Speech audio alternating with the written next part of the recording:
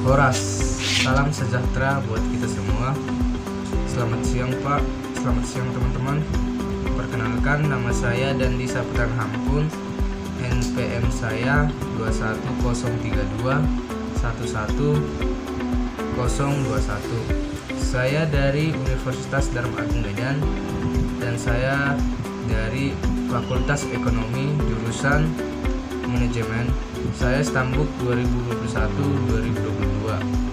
Nah, teman-teman, di sini kita akan membahas atau sedikit menjelaskan tentang materi pembelajaran pertama kami, yaitu dalam bidang studi TIK yang berjudulkan Eksistensi Globalisasi dan Teknologi. Globalisasi adalah suatu fenomena khusus dalam peradaban manusia yang bergerak terus dalam masyarakat global dan merupakan bagian dari proses manusia global itu sendiri. Kehadiran teknologi mempercepat akselerasi proses globalisasi ini. Kata globalisasi mengandung suatu pengertian akan hilangnya suatu situasi di mana berbagai pergerakan barang dan jasa antar negara di seluruh dunia dapat bergerak bebas dan terbuka dalam perdagangan. Dan dengan terbukanya satu negara terhadap negara lain, yang masuk bukan hanya barang atau jasa, tetapi juga teknologi, pola komunikasi, konsumsi, pendidikan, dan nilai budaya, dan lain-lain. Menurut Robertson, konsep globalisasi itu adalah yang mengacu pada penyempitan dunia secara insentif dan peningkatan kesadaran kita akan dunia itu sendiri, yaitu semakin meningkatnya koneksi global dan pemahaman kita akan koneksi tersebut. Di sini, penyempitan dunia dapat dipahami dalam konteks institusi modernitas dan inventifikasi kesadaran dunia dapat diversifikasikan refleksif dengan lebih baik secara budaya. Sedangkan menurut Barker, pengertian globalisasi adalah bahwa globalisasi merupakan koneksi global ekonomi, sosial, budaya, dan politik yang semakin mengarah ke berbagai arah di seluruh penjuru dunia dan merasuk ke dalam kesadaran kita sendiri. Sedangkan menurut John Hook, globalisasi ialah suatu proses dengan kejadian, kegiatan, dan keputusan di salah satu belahan dunia yang berubah menjadi suatu konsekuensi yang signifikan untuk seluruh masyarakat di daerah yang jauh sekalipun. Proses perkembangan globalisasi itu sendiri pada awalnya ditandai dengan kemajuan di bidang teknologi informasi dan komunikasi. Bidang tersebut merupakan penggerak globalisasi. Dari kemajuan ini kemudian mempengaruhi sektor-sektor lain dalam kehidupan, seperti bidang politik, ekonomi, sosial, budaya, dan lain-lain. Contoh sederhananya ialah dengan teknologi internet, TV. Orang di belahan manapun akan mengakses informasi atau berita dari belahan dunia yang lain secara cepat. Hal ini akan terjadi ketika interaksi masyarakat dunia secara luas yang akhirnya akan saling mempengaruhi satu sama lain, terutama pada kebudayaan daerah seperti kebudayaan gotong royong dan lain-lain. Kata globalisasi aslinya itu berasal dari bahasa Inggris, yaitu globalization, yaitu dari kata global yang dekat dengan kata globe. Globe yaitu benda berbentuk bulat seperti bola dengan peta dunia di bagian permukaannya. Globe lazim diartikan sebagai dunia atau yang mendunia, yaitu berarti menyeluruh. Kata globalisasi itu sendiri diambil dari kata global yang maknanya ialah universal atau sesuatu yang berkaitan dengan dunia internasional atau yang berkaitan dengan seluruh alam jagat raya.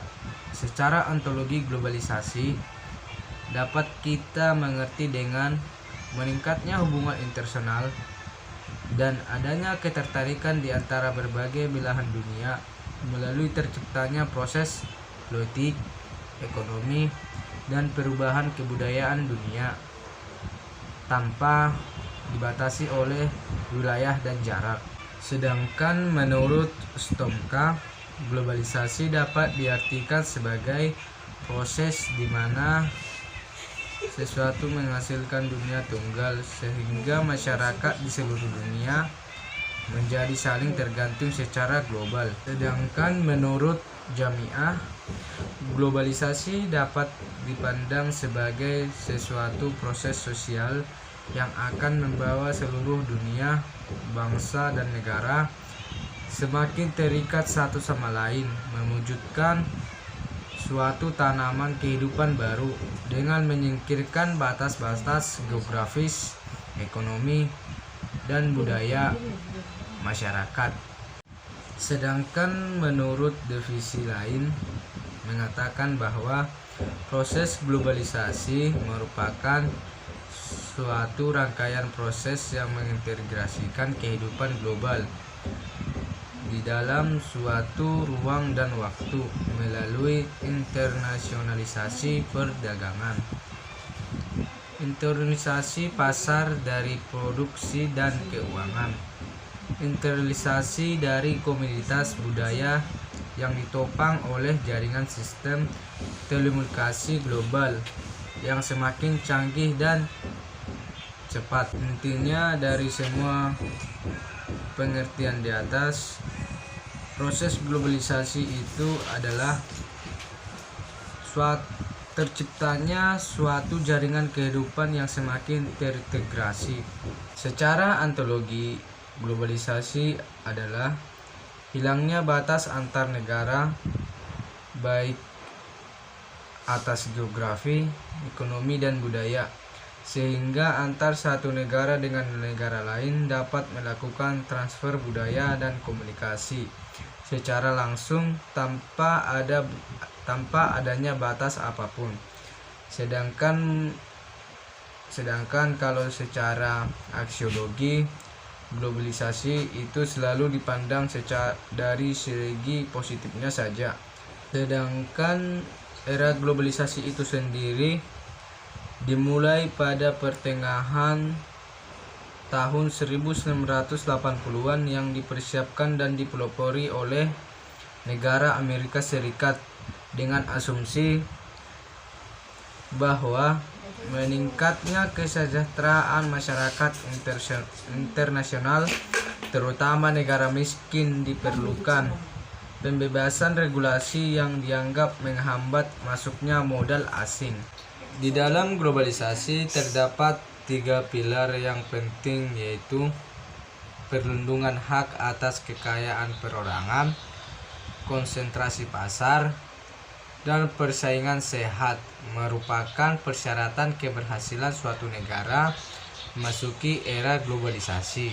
Ketiga pilar tersebut adalah yang menggambarkan ciri peradaban baru abad ke-20 di mana negara telah dijauhkan dari campur tangan terhadap pengelolaan kehidupan rakyatnya, terutama di bidang perdagangan.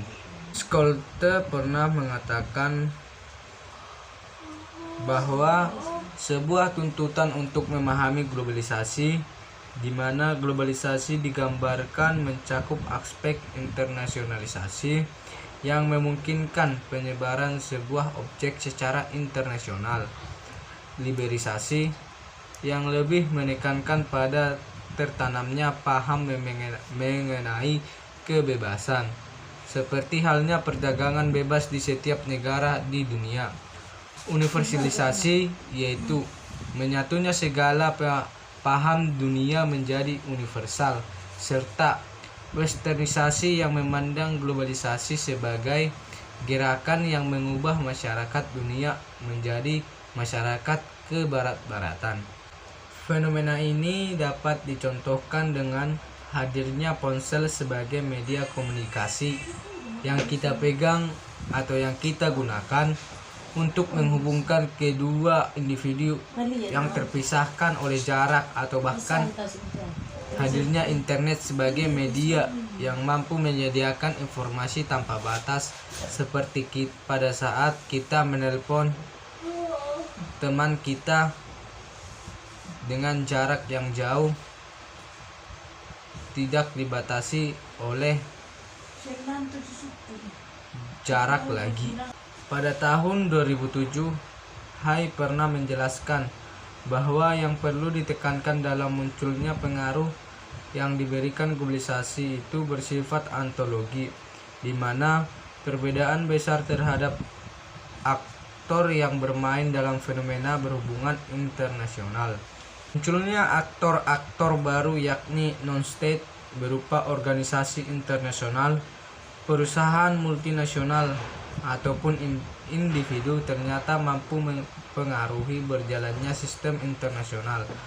Sebagai contoh adalah organisasi OPEC, yaitu Organisation International, seperti yang mampu mempengaruhi berbagai kebijakan penentuan harga minyak dalam sebuah negara. Hal ini mampu memberi dampak pada pergeseran kepentingan aktor-aktor tersebut dan powernya. Globalisasi itu sendiri terbentuk karena beberapa faktor: adanya kebijakan negara untuk berhubungan dan menjalin kerjasama antar negara lain. Kemudian sistem ekonomi internasional, ada imigrasi penduduk ke berbagai negara. Kemajuan ilmu pengetahuan dan teknologi juga menjadi penyebab terbentuknya globalisasi, serta berkembang pesatnya perusahaan-perusahaan internasional. Globalisasi itu sendiri memiliki beberapa ciri, yaitu: 1. Peningkatan interaksi kultural melalui perkembangan media massa, seperti misalnya televisi, musik, dan transmisi berita dan olahraga internasional. Sekian yang dapat saya jelaskan. Apabila ada kata atau tingkah laku yang kurang berkenan, saya mohon maaf, Pak.